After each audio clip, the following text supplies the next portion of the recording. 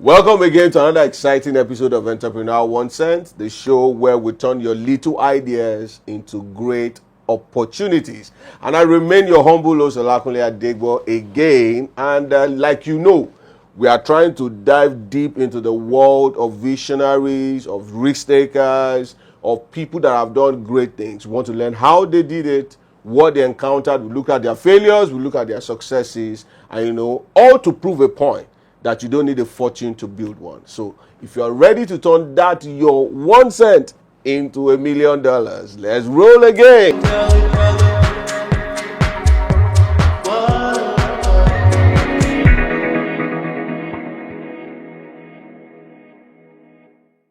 It's so exciting to have our guests in the house again in person of Engineer Felix Nnamdi Unachuku that has been blessing us. I use the word blessing because this one, I cannot use any other word than blessing.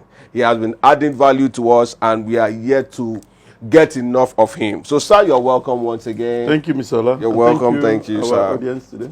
Thank you. So, today, my people, one of the things I know that when preparation goes forward, another thing to look for is the opportunity. But sadly, a lot of people do not even know how to identify an opportunity and the steps to take to get the opportunity. So today, we're going to be looking at grabbing that opportunity. If you have been opportune to read the $1 million book, you would have seen that in it. He saw that opportunity coming and he was rightly positioned for it. And after that, everything started skyrocketing. It was a ripple effect because he was able to identify and grab an opportunity. So that's what we're going to be talking about today as a principle to scale up our businesses. But before we go into that, there is something I want to correct, and I would like an authority in entrepreneurship to do that for us. So, sir, there is this thing that we used to see. I don't know if you have them on your WhatsApp group. They will just post early in the morning, as early as 7:30, when you are still trying to meditate on how the day is going to go. And then they will now write, my customers, I am here. Oh, I need you to patronize me for my urgent 2K, and I'm wondering. And they call themselves entrepreneurs. Is that a trait with an entrepreneur? You see a lot of people go on social media and then they're dressed in a funny way, making funny sounds, all because they want people to buy from them. How? For me, I feel a bit taken aback. In fact, I had to correct a friend some years back that said, come, your mother, if your product is top notch, if you are adding value, you don't need to be on this side, because then you will not be the one to dictate how the transaction goes. It's your customer that will dictate how the transaction goes. But at that time I looked, it sounded very harsh, but I believe she understood it now, and I think she's doing that now. So, sir, could you please enlighten us? Is it a very good thing as an entrepreneur that you put yourself at that part? No, I'm not saying don't advertise. I'm not saying don't market. I guess I understand your question here. The question is not about entrepreneurship or not. Let me tell you something. Yes, sir. There are people who are entrepreneurs but who are not good marketers, who don't know how to advertise or how to, brand their products and take that unique position. Yes, sir. That's what they call unique position in everything you do. That will make people to patronize you. So you don't blame them when they come out. That's the only way, or that's how they've learned how to advertise. And that is you pity them. But the best thing you do for such a person is to call him, instead of shouting him down or her down, call him at least for trying, telling him the best way to go about it. And that's the only way that can yield. So before I don't want to rule that they are not entrepreneurs. The fact is that they are trying. If someone is asking you for 2K a day, what it means is that the person is at infancy, so he requires help. So I don't want to blame them. Okay. However, for you to be an entrepreneur, you need to do something that will define you, and you are consistent. When you are consistent with that, people will come for you. In your advert, remain consistent. People one day will come for you. Once you break into the real thing, people will come for you. You will start making money sitting at home, and at a point, money will start making money for you. You don't need to shout in the morning. Remain consistent. Don't back out. Don't get frustrated. And I think that the day you didn't make 2K, just believe that the next day you're going to make 4K. So I encourage you not to back out. All right. So now you've heard from the authority himself. So please let that thing reduce. It's not a good way to present yourself. So now to the agenda for the day. Grabbing opportunities, sir. Grabbing opportunities. I believe that if an opportunity is not tied to a goal, it's a wasted opportunity. So, sir, what would you tell us? How do you identify an opportunity? Are there dynamics to it? Are there principles to it? Well, how do you identify that this is an opportunity brooding or there's an opportunity here? We want to learn. Yeah, having said something on preparation. Yes, sir. The first thing, before you're able to identify opportunities and maximize is preparation. And we have talked about preparation. Yes, People sir. should go and listen to that episode on preparation. Yes, sir. Yes, So sir. you prepare very well for an opportunity, just knowing fully well that opportunity must surely come. And one thing about opportunity, I'm talking about identifying it, it moves from culture to culture, nation to nation, Yes, sir. depending. Like we are in Africa, an emerging market, there are a lot of opportunities. So depending on how you are positioned to know when these opportunities are here. As I'm talking with you now, there's an opportunity. And I can look around here and tell you opportunities here. No, but the good thing that makes me an entrepreneur is that if I see it, I will not show you. It's better bear that in mind. So now, what is happening in our world? Like in my book, I talked about opportunity. Yes, sir. One opportunity led to another opportunity. Yes, sir. You know what? I started with a cyber cafe. Why did I start with cyber cafe? I felt, look, people, there is what they call VoIP, voice over IP. Yes, sir. People queue up at night to make calls, and I could help them by telling them, do you know you can use internet protocol to make this call? Some of them came to try it and it was working, and they started paying me for it. Another thing is that people were sending fast and go the next 2-3 days to know if their business counterpart has replied. I said, look, I can send an email and you get your reply immediately. I'll do it free. And when they found out that it's true, I started charging them 1,000 naira to set up their email. Those days was either Hotmail or Yahoo Mail. Oh, Yahoo. And when I saw that I was making money, I told myself, you know what? One day I woke up, I said to myself, I'm going to expand this business. I got some of my cousins around, and even the ones that were at the Idumata market. I said, look, I printed a form, I gave them, I said, share this form, anybody that you get, I give you 200 naira, 20%. Wow. So I was taking 800 naira, and I expanded the business, meaning that over 2,000 people, I opened email for over 2,000 people, and it was pretty dead. It was an opportunity I found, and I started maximizing. You know what? And one guy met me one day, I said, do you remember me? I said, no. I said, you opened my first email, and I still use it. I said, I'm sorry, sir. And you charge me for it. He said, you boy. So another thing I found was opportunities. Those days they do messenger chat and all. So I got the boys who always look for where to waste their time at Ijero Market in Mushi. I told them, look, I can get you a wife abroad. You start chatting with the person. And one of them shouted at the Yoruba lady gave him pepper. No do. The boy was in Australia.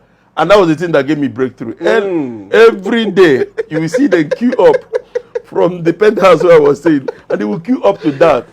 I wonder, my dad came there and said, what's going on here? I said, these people are waiting to browse. So somebody will be shouting. The other one is shouting, finish now. Because what I was doing was, I opened the whole messenger and I get friends and I link them. They will be shouting. They'll be shouting. You know, every Nigerian then, it's not today that Japan started. Everyone wanted to leave this country. So from there, the more they insisted chatting, I was selling time. So I was making money. So from there, I migrated from there. I found out, some people come to us and say, since you run cyber cafe, you do know how to repair computer. I set up a workshop where they repair computer. I employed one other guy that knows how to do this repair and put him there, and he was repairing computers. So beyond that, we started going to companies to service their computer. We started writing companies. We can service your computer. And there's one thing I remember that we do those days. There's what we call that solution. That solution is just simply water and this omo. So we check it very well. And we now use something, design it and put it that solution. And we tell the people, don't use any other thing. Don't use water to touch any of this keyboard. Otherwise, you spoil it too. It's either that solution. Do you understand? So we started going. So whenever we were going, I went to one tailor and he was able to sew this overall white. and we put it that's team, that's technical team, that's engineers, you know. So we storm into like some banks that were servicing their this thing. We went to the market and bought this blower they used to blow their this thing. So once we will come and say the first thing is to blow the whole keypad, it does everything. So once they started, they asked all the whole people to leave that they want to blow. Woo, the whole noise, all of us will go and be moving around. End of the day, we submit invoice, they pay us. That was opportunity. Now we move from that opportunity to another thing. You need to be very smart, whatever is happening around you. We moved to that opportunity and started, when I went to Dubai, I started selling, cables for networking. Those days they use what is called LAN, local area network. So we are doing it and we're selling the cables. From there, mobile phone came. Immediately mobile phone came, I was in Dubai. Like I've told in my book, I was in Dubai when mobile phone came and they told me that this thing was selling for about 53,000 naira there. I remember the one I bought then was V50. Was V50. And I went across a place they call Diara Park. And the man there said to me, this thing works and it can work in Nigeria. I saw Ericsson T20, T28. He said, Baba, when I calculated it was landing at 18,000. I said, really? I told the guy, are you sure this thing will work? He said, my friend, if it doesn't work, bring back, no problem. So I took about 5 of it, came here. The first thing I do when I landed at the airport, I asked my cousin that bought that V50 for me in 2001. Immediately mobile phone was launched in Nigeria. He brought it at the airport, at the park of airport. I put it, and the phone showed network. I made call. Somebody answered me. Hey. There and then, I sold it for 43,000 naira. That's when my journey, Dubai 2 times to Dubai every week. I was going to Dubai 2 times every week. Wow. I didn't have all the money, had about $10,000. So with that $10,000, in less than 6 months, I already made over $100,000. Wow. That's how, when I say I made $1 million, people don't understand. So one opportunity led to another opportunity. One opportunity. So always know when they are there and grab it. One man said that there's always a window of opportunity. When your own opens, don't draw the curtain. Are you getting it? Yes, always look out from the window, there's opportunity. So what people don't understand is that in Nigeria here, we have a lot of opportunities. It takes people who think, who prepare to grab those opportunities. As I'm talking with you here, there are a lot of opportunities that I see every day. Some of them I can't do because I felt that I've grown beyond that. If I was the youth, that's where I will measure. And there will be opportunity there. Whether you like it or not, we are getting there. And every day, things are evolving, especially technology. It's evolving, it's changing. So anything that is changing, there's always an opportunity. So it's for you to position and align with people who are working towards it, and you will always have a grab opportunities. Wow. Guys, did you follow on this? Did you hear what he said? It was actually a ripple effect of being prepared for one single opportunity. And those things he said really were so funny. Part of the way I was laughing because they were really funny. Some people would have looked at it and said, oh, does this not look very funny in the sense of funny negatively? But that is what packaging is called.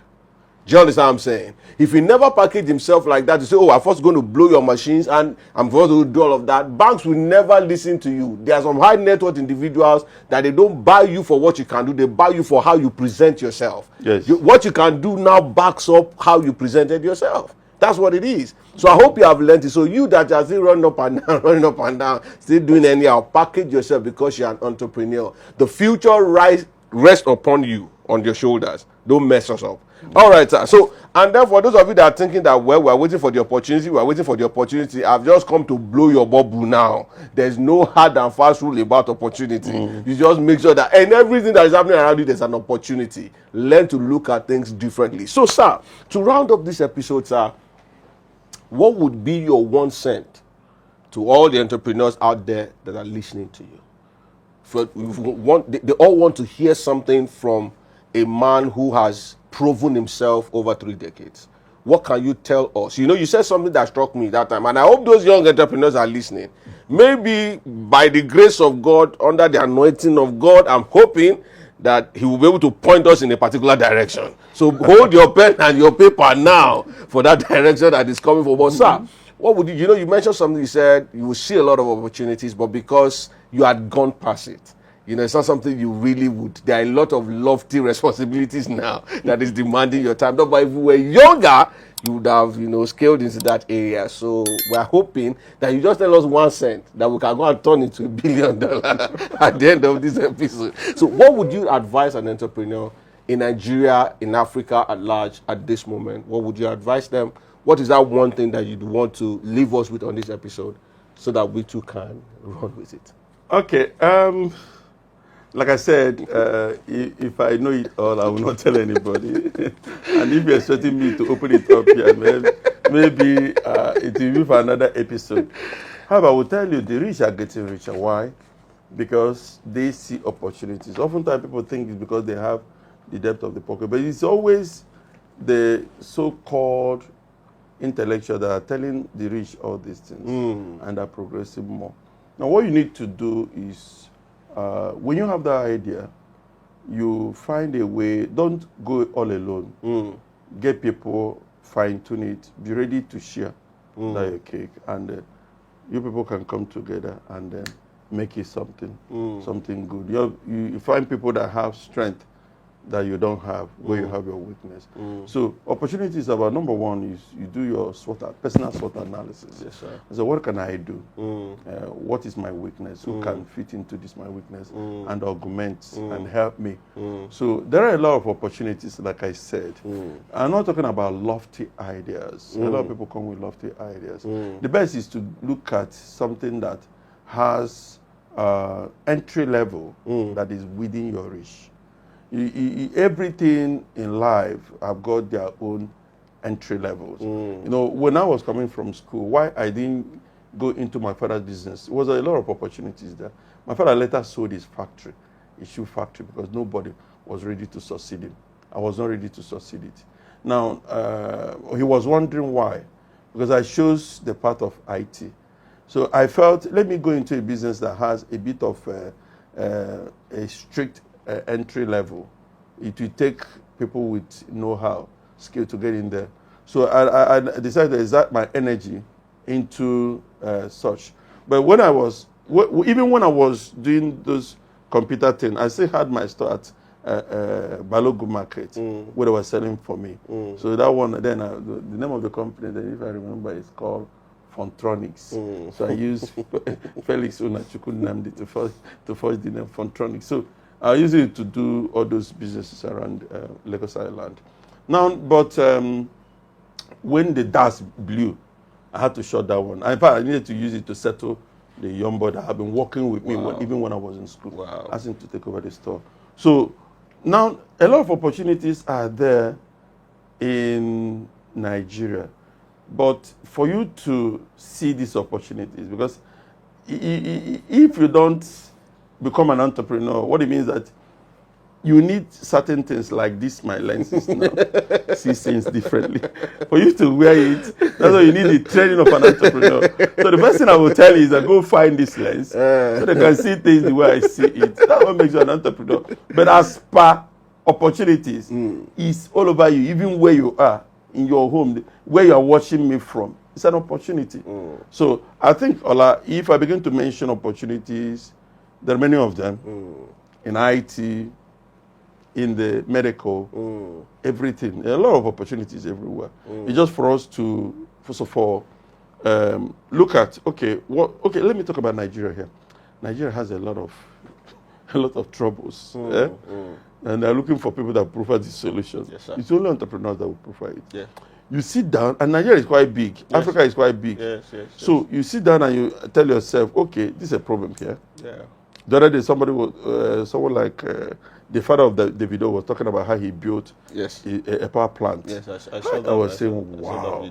I started studying this power plant long ago. But I felt that it's meant for big men. Wow. That I couldn't enter there. Wow. But it's not true. Then I found out that if I had gone to that, if I was consistent looking at that power plant, by now I would have made some fortune. I would have brought some expatriates to come and help. Yes, sir. The other time I was passing the street, my wife, I saw somebody that made a kind of a dump where people come to drop their can, their can. And I said to my wife, wow, this guy is smart. He said, this thing has been here. And I said, yeah, he's smart. He knows what he's doing. So if you get to a point, that person, because they are all recyclable things, you can recycle. So he is doing the collection there.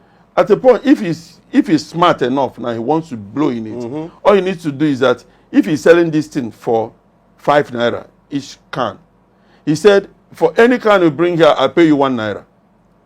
Yes, sir. That, in fact, is trailer that he will position. Because everybody will be bringing those in the West. He is keeping that in and say, come and drop your trash. They only can.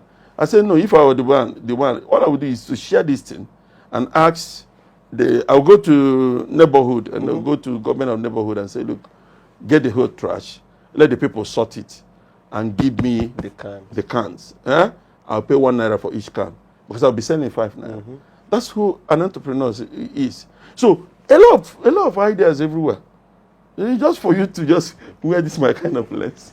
All right, guys. So we have heard from the mouth of the Doyen himself. He said the only way we can see those opportunities is to wear his glass. So, guys, this is his glass. So go and get one of these books, and then you'll be able to see what he's saying.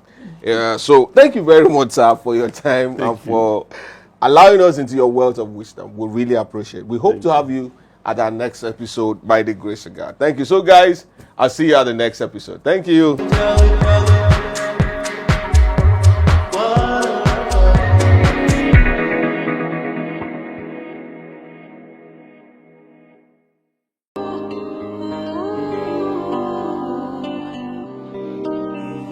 BMI Finishing School.